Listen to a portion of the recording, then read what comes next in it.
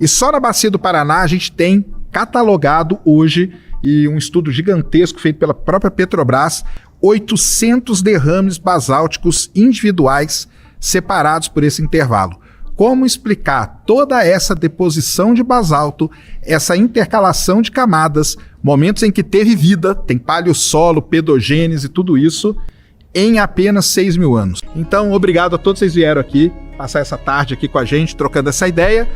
Um salve, deixa o joinha aí, não esqueça de deixar o like, não deixe de se inscrever no canal. Por exemplo, a Bacia do Paraná são 3.500 metros de derrame basáltico, com camadas sobrepostas e separadas por momentos em que teve solo e vida. E só na Bacia do Paraná a gente tem catalogado hoje, e um estudo gigantesco feito pela própria Petrobras, 800 derrames basálticos individuais separados por esse intervalo. Como explicar toda essa deposição de basalto, essa intercalação de camadas, momentos em que teve vida, tem paleossolo, pedogênese, tudo isso, em apenas 6 mil anos.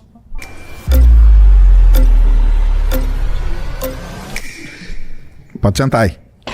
Prazer, tudo bom? Prazer. Seu nome? Gustavo, sou programador. Boa! Então, sobre essa questão dos derramamentos, né, vulcânicos, as trapas de Deccan, por exemplo. Boa. Tem dois pesquisadores, um chama Paul Garner e outro chama John Mahoney, e eles questionaram esse ponto nas suas pesquisas. Por exemplo, as trapas de Deccan, elas têm 500 mil quilômetros de extensão, e toda essa extensão, ela é praticamente basáltica. Basáltico, que é derramamento vulcânico. Então não tem esses sedimentos que você falou, onde abrigaria... Não é sedimento, aí não é sedimento, aí é outra coisa. Cara. Não, mas derramamento você disse que... não é sedimento. Não, eu entendo, mas... Os derrames basálticos, eles acontecem por quê? Porque os vulcões, eles entram em erupção, Sim. Um entra hoje, o outro entra daqui a 10 mil anos, depois a 20 mil anos. Isso na sua cosmovisão. Isso aí é medida, a gente vai. Eu já fui. Quantos vulcões você já foi? Hã? Quantos vulcões você já foi? Eu fui do Chile ali, no Atacama. Foi lá, entrou perto dele, chegou perto? Cheguei perto, mas viu não os entrei derramamentos? Não vi derramamento, não. Então, vi de longe, né? Vi de longe. Eu já estive dentro de um vulcão. O único vulcão no planeta Terra que você consegue entrar, que fica na Islândia. Tá, tudo bem, Sacani. A gente vê os derramamentos. Mas vamos lá, toda a sua ideia parte de pressupostos. Por exemplo... medida. Não, mas você vai falar que os vulcões de derramamento são antigos por causa da datação radiométrica, não é? Não, nem precisa datar. Aqui não precisa nem de datação, Então por que é antigo? Aqui eu tô falando que é antigo, porque como que você faz em 6 mil anos para depositar 800 derrames de basalto? É o primeiro tema, o dilúvio. O dilúvio explica isso. O que o dilúvio fez? Ele pegou e explodiu todos os vulcões? No dilúvio você tem a quebra da crosta terrestre, forma as placas tectônicas. O dilúvio quebrou a crosta ou os asteroides? Que agora eu já confundi tudo. Os asteroides quebraram a crosta, que é lá quando as fontes os asteroides quebraram a crosta da Terra. Vocês têm uma das maiores teorias na mão de vocês. Chicxulub é um impacto bem pequeno. Então a gente tem prova de que meteoros atingiram a Terra, correto? Não, isso aí tem. Meteoro não. Meteoro nenhum atinge a Terra, meu amigo. Aquilo não é meteoro? Não é meteoro. Vou explicar o que é meteoro. Nem meteorito também não. É um asteroide? Asteroide. Então. Meteoro, pra quem não sabe aqui, só pra explicar, meteoro é só o facho de luz do céu. Tudo bem, mas como você quiser chamar, é um ser celestial... Ser não, um objeto celestial atingiu a Terra em algum momento, beleza? Eu defendo, de acordo com o trabalho ali do professor Célio, que ele já veio aqui e falou com você. Sim. E os meteoros atingiram, quebraram a crosta terrestre trouxe a água debaixo do manto para cima, e aí isso causou o dilúvio. O pessoal mandou você sair. Beleza, mas procurem lá, pessoal, o trabalho de Paul Garner e John Mahoney, eles questionaram todas essas questões das trapas de Deccan e vulcanismo. E de novo, não pode, tem que vir a galera aí, ué. Pois é. Não é assunto só, cara. É um assunto só. Sabe por que é esse assunto? Porque no debate lá que fizeram lá no Vilela, não deixaram falar de geologia em momento algum. Então eu falei pro Júnior, hoje eu vou me vingar. Eu sou vingativo mesmo. Posso ir pro inferno, não tem problema não. Vai não. Eu queria perguntar uma coisa. O senhor é o vulcão que tá querendo matar Não, cara. Não matar ninguém, não, que é isso.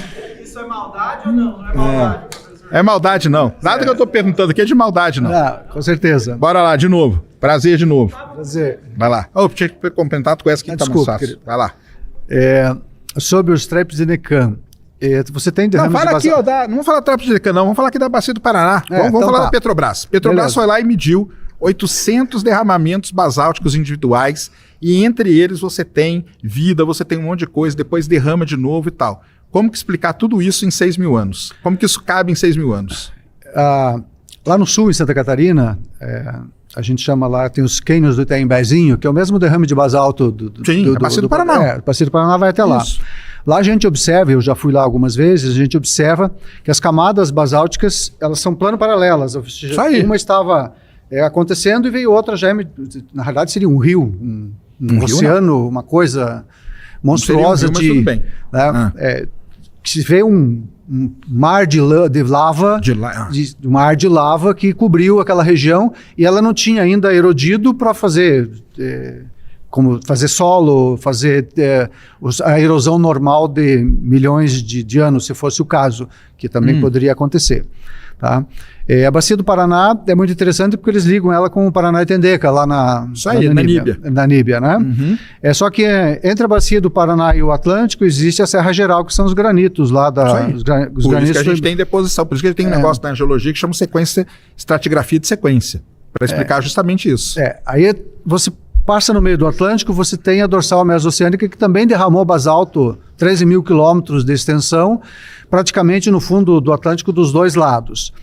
Dr. Maurice Ewing, que foi um oceanografista contratado pela National Geographic, à época, 1948, 1959, porque a dorsal oceânica foi descoberta na Segunda Guerra, com submarinos, navios, radar, essas coisas. E deles foram lá estudar como que o Atlântico se formou, que era uma questão que ele foi para responder, e se a cordilheira estaria toda nevada, ou seja, os sedimentos marinhos que vão descendo devagarinho dos organismos que morrem, deveria ter lá dezenas de metros de sedimentos em cima. Ele andou mais de 29 mil quilômetros circulando a cordilheira, ele inventou o sismógrafo, inventou maneira de tirar sedimentos do fundo, o cara era um gênio. Né? O que ele descobriu? Que o topo da cordilheira não tinha essa neve oceânica dos organismos que vão caindo.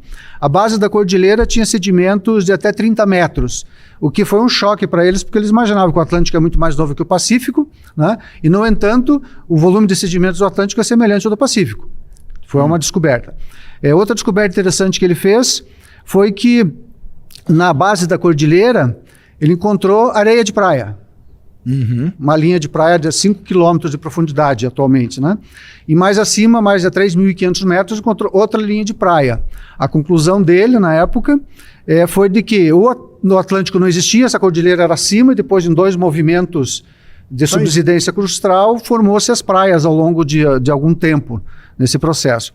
E outra descoberta também fantástica ali nas ilhas de São Pedro e São Paulo, descobriram diectomáceas de água doce lá no fundo, solo também, essas coisas todas. Ou seja, em algum momento passado, o Atlântico não existia, ou seja, tinha um derrame de basalto gigantesco lá, só que esse derrame faz a mesma coisa em volta da Antártida, né? Temos aí as 28, eu contei uma vez um mapa que eu tenho, 28 províncias ígneas do mundo todo, além do Deccan e tem as outras, né? E essas 28 províncias ígneas se espalharam por milhões de quilômetros quadrados. Você perguntou o que ocasiona as províncias ígneas. Na nossa concepção criacionista bíblica, os impactos do asteroide, a ruptura de crosta, você pode ter ondas de choque se propagando. Não dá essa risada aí no meu. Eu conheci ele hoje. Framboesa de ouro pra vocês aí. Prazer, tudo bom? Bem? Sérgio. Seu nome? Sérgio. Sérgio também, xará.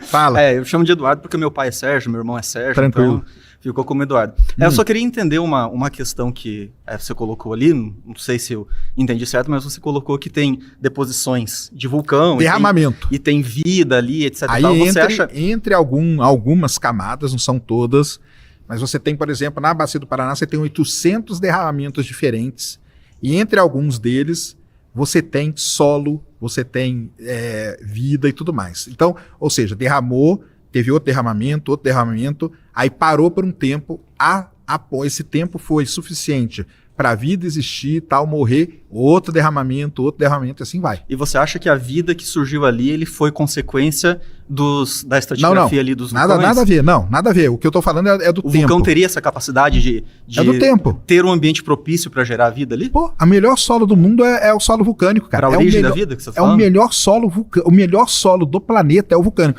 Você sabe, não, beleza, eu posso cavar ali e plantar, é o melhor solo do mundo. O melhor solo do mundo para a vida nascer. Eu tô perguntando em relação à origem da vida. Tem como aí não tem, o vulcão gerar vida? Não, isso aqui não tem nada a ver com a origem da vida. O que eu tô falando tem nada a ver com a origem da vida, tá? O que eu tô falando é o seguinte: como que eu encaixo 800 derramamentos de basalto, certo? 3.500 metros de espessura, que no meio eu ainda tive intervalos em que deu tempo suficiente da vida existir e tal, não tem nada a ver com a origem da vida. E depois veio outro derramamento em cima e tal. Vamos supor que teve um derramamento, teve tempo de eu ter uma floresta, depois dessa floresta ter outro derramamento em cima e outro. Como que eu encaixo 800 derramamentos basálticos da Bacia do Paraná com 3.500 metros de espessura em 6.000 anos? Essa que é a minha questão.